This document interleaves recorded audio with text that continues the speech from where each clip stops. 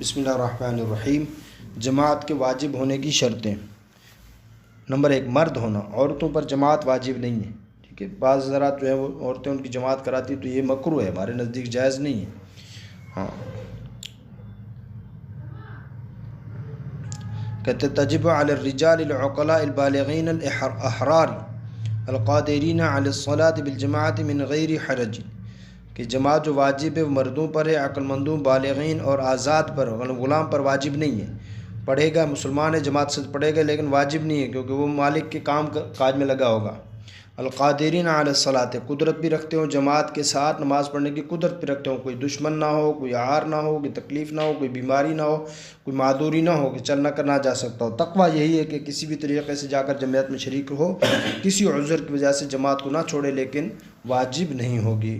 بالغ ہونا اور بالغ بچوں پر جماعت نابالغ بچوں پر جماعت واجب نہیں ہے۔ آزاد ہونا، غلام پر واجب نہیں ہے جماعت۔ اسی طرح عقل مند ہونا، مست، بے ہوش، دیوانے پر جماعت واجب نہیں ہے۔ بے ہوش ہو گیا اچانک، جماعت کا وقت ہو، جماعت پڑھ لے اس کے ساتھ، وہ بے ہوش پڑا ہے۔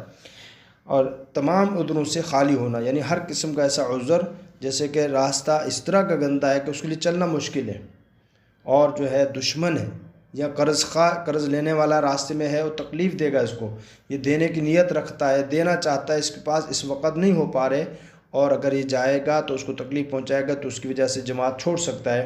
لیکن اگر جان بوجھ کے اس ٹال مٹول کرتا رہتا تو پھر نہیں چھوڑ سکتا، پھر یہ عذر نہیں ہے اس کی ٹال مٹولی۔ اچھا جی، ان عذروں کی حالت میں جماعت واجب نہیں ہے، مگر ادا کر لے تو بہتر ہے، نہ ادا کرنے میں ثواب جماعت سے محروم رہے گا۔ ہاں، ایسا نہیں کہ اگر نہیں جائے گا تو کہے جی میں جماعت کا ثواب مل رہا ہے، جماعت کا ثواب نہیں ملے گا اس کو، یہ ہے کہ جماعت چھوڑنے کا گناہ نہیں ملے گا اس کو۔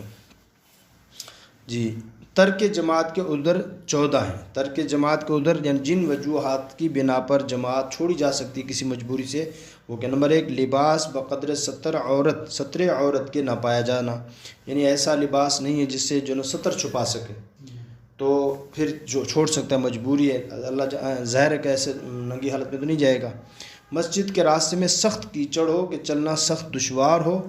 امام ابو یوسف رحمہ اللہ نے حضرت امام اعظم ابو حنیفہ رحمہ اللہ سے پوچھا کہ کیچڑ وغیرہ کے حالت میں جماعت کے لیے آپ کیا حکم دیتے ہیں؟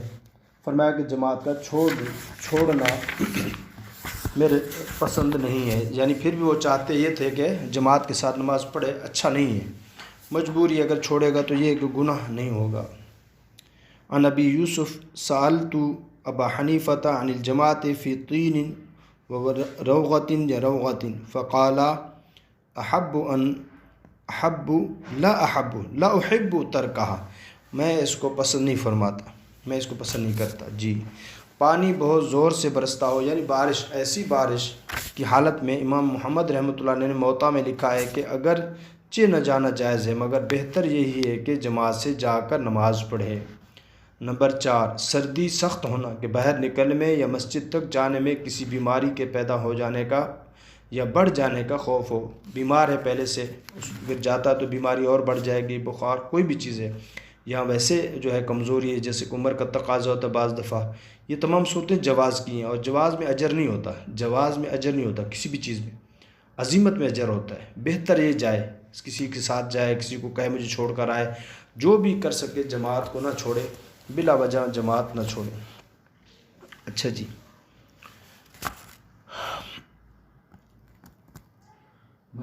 مسجد جانے میں مال و اسباب کے چوری ہو جانے کا خوف ہو، یعنی بعض دفعہ ایسا ہوتا ہے کہ گھر میں کوئی نہیں ہے، اور کئی دفعہ ایسا ہوا کہ نماز کے اوقات میں چوری ہو جاتی پیچھے، جب وہ نماز کے لیے چلے جاتے ہیں تو وہ ادھر نماز شروع کر دیتے، چور ادھر نماز شروع کر دیتے ہیں، یعنی تالا توڑا، تالا کھولا، کہیں بھی طریقے سے اندر چلے جاتے ہیں۔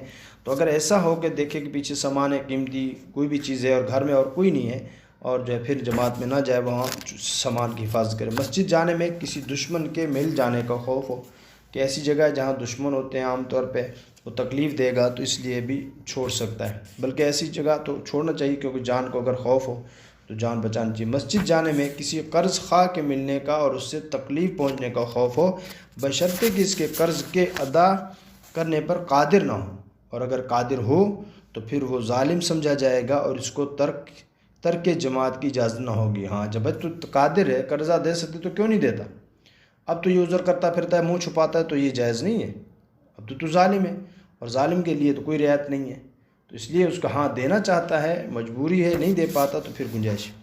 اندھیری رات ہو کہ راستہ نہ دکھلائی دیتا ہو، لیکن اگر روشنی کا سامان خدا نے دیا ہو تو جماعت نہ چھوڑنا چاہیے۔ ہاں آج کل تو الحمدللہ ہر جگہ بلب لگے ہوئے ہیں، موبائل آ گیا، اس ٹارچ ہو سکتی ہے، بتی ہو سکتی ہے، تو کوئی بھی طریقہ ہے آپ جماعت جا سکتے ہیں۔ رات کا وقت ہو اور آندھی بہت سخت چلتی ہو تو ایسی صورت میں بھی گنجائش ہے۔ کسی مریض کی تیمارداری کرتا ہو کہ اس کی جماعت میں چلے جانے سے اس مریض کی تکلیف یا وحشت کا خوف ہو، یعنی بہت زیادہ بیمار ہے، اس کا ہلنا جلنا، پیشاب وضو وغیرہ ایسی چیزیں ہیں جو اگر اکیلا نہیں چھوڑ سکتا، اللہ نہ کرے ایسی حالت ہے، تو پھر جو ہے وہ جماعت چھوڑ دے، وہیں پہ قریب نماز پڑھ کے اس مریض کے ساتھ جو ہے وہ لگا رہے۔ اچھا جی، کھانا تیار ہو یا تیاری کے قریب ہو اور بھوک ایسی لگی ہو کہ نماز میں جی نہ لگنے کا خوف ہو۔ آج کل ایسی صورتیں پیدا ہوتی تو نہیں ہیں، لیکن پھر بھی اگر ایسا ہو، بھوک لگی ہو، تو سفر سے آیا، بھوک لگی، کھانا نہیں کھایا، تو ایسی صورت میں بے دھیانی ہوگی تو کھانا کھا لینا چاہیے پہلے، پھر نماز پڑھ لینی چاہیے۔ آج کل تو پھر اس کو بعد آگے آ رہا ہے، پیشاب یا پاخانہ زور کا معلوم ہوتا ہو تو ایسی صورت میں بعض دفعہ ایسا ہوتا ہے کہ جی ظہر کی نماز کے جو وضو کیا تھا، عصر میں بھی پڑھ لی، مغرب اب عشاء میں بھی، اور جو نا دبا کے کھڑا ہے اور پیٹ کو بھی پکڑا ہوا ہے، نماز چلو پڑھ لیا، پھر کون وضو کرے دوبارہ جا کر پھر جو نماز پڑھے، یہ ٹھیک نہیں ہے، نماز مکروہ ہو جاتی ہے۔ جائے وضو کرے، تازہ پیشاب وضو کرے، اگر جماعت ملتی ہے تو ٹھیک، ورنہ جماعت کے بیچ میں سے بھی نماز توڑ کے جا سکتا ہے۔ جب جا سکتے تو پھر اس کو آ کر شریک ہونے کی کیا ضرورت ہے؟ پھر تسلی سے پیشاب وضو کرے اور پھر آ کر نماز میں شریک دے۔ بہتر طریقہ یہ ہے جو ان چیزوں کا اہتمام کرتے وہ پہلے سے پیشاب وضو کر کے 5-10 منٹ پہلے، عین موقع پر دکان سے اٹھا، عین موقع پر گھر میں جو اٹھا، کمرے سے اٹھا، اب وہ جو بھاگے دوڑے، آپ نے دیکھا ہو کہ مسجد میں آ رہے ہیں تو آستینیں چڑھائی ہوئی ہیں اور بھاگے بھاگے آئے، جو جماعت میں شریک ہو گئے، کبھی کسی نے دیکھا جی ٹخنا اس کا خشک ہے، کسی نے دیکھا جی کوہنی خشک ہے، تو ایسی نماز کا بھی یہی حال ہوتا ہے جب وضو کا یہ حال ہے۔ تو اہتمام کس کو کہتے ہیں کہ پہلے سے آپ باوضو ہوں اور نماز کے انتظار میں ہوں۔ سفر کا ارادہ رکھتا اور خوف ہو کہ جماعت سے نماز پڑھنے میں دیر ہو جائے گی، قافلہ نکل جائے گا۔ ریل کا مسئلہ ہے، اسی پر قیاس کیا جائے، ریل کا مسئلہ بھی اسی پر قیاس کیا جاتا ہے۔ یعنی آج کل تو گاڑیاں ہیں کہ آپ اگر نہیں جاتے گاڑی چلی جائے گی، پھر عام طور پہ کرایہ پورا واپس نہیں کرتے، کاٹتے ہیں، تو اتنی استطاعت نہیں ہوتی، تو کیا کرے آپ اکیلے پہلے نماز بہتر ہے، پھر بھی کسی کو ساتھ لے کر جماعت کر لینی چاہیے، لیکن اگر آپ اکیلے پڑھتے ہیں تو بھی گنجائش ہے، نماز ہو جائے گی۔ کوئی ایسی بیماری جس کی وجہ سے چل پھر نہ سکے یا نابینا ہو یا لنجا ہو، یعنی ہاتھ پاؤں کام نہ کرتے ہو، یا کوئی پیر کٹا ہوا ہو، لیکن جو نابینا بے تکلف مسجد پہنچ سکے اس کو ترک جماعت نہ چاہیے، یعنی جماعت چھوڑنا نہیں چاہیے۔ عام طور پہ نابینا وغیرہ تقریباً الحمدللہ وہ چل پھر سکتے ہیں، باہر آتے جاتے ہیں، تو ایسے جو ہے جماعت میں بھی شریک ہونا چاہیے۔ تو عام چھوٹے موٹے عوارض کی وجہ سے جو ہے جماعت نہیں چھوڑنی چاہیے۔ اللہ تعالیٰ ہمیں سب کو جماعت سے نماز پڑھنے کی توفیق عطا فرمائے۔ حدیث میں آتا ہے صلاۃ الجماعت افضل من صلاۃ الفرد ب27 درجہ۔ ایک تو کیا ہے کہ ایک جماعت کے ساتھ نماز پڑھنا 27 یا 25 یا 27 درجہ نماز زیادہ اجر رکھتی ہے۔ دوسرا کیا ہے، جب من خرج من بیتی متطہرا الی الصلاۃ المکتوبہ فاجرہ کاجر الحاج المحرم، کہ جو گھر سے وضو کر کے فرض نماز پڑھنے کی نیت سے نکلتا ہے تو اس کو اجر ایسے ملتا ہے جیسے احرام باندھ کر حج کی طرف جا رہا ہو۔ ہر قدم پر ایک نیکی ملتی ہے، ہر قدم پر ایک گناہ معاف ہوتا ہے، اور ہر قدم پر ایک درجہ بلند ہوتا ہے۔ اور فرمایا کہ یہ نیت اگر آپ کر کے جاتے ہیں کہ امام صاحب سے، حافظ صاحب سے قرآن پاک کی کوئی آیت یا مسئلہ سیکھ لوں گا، تو غالباً 60 سال یا کتنے کی جو ہے عبادت، نفلی عبادت سے زیادہ افضل ہے۔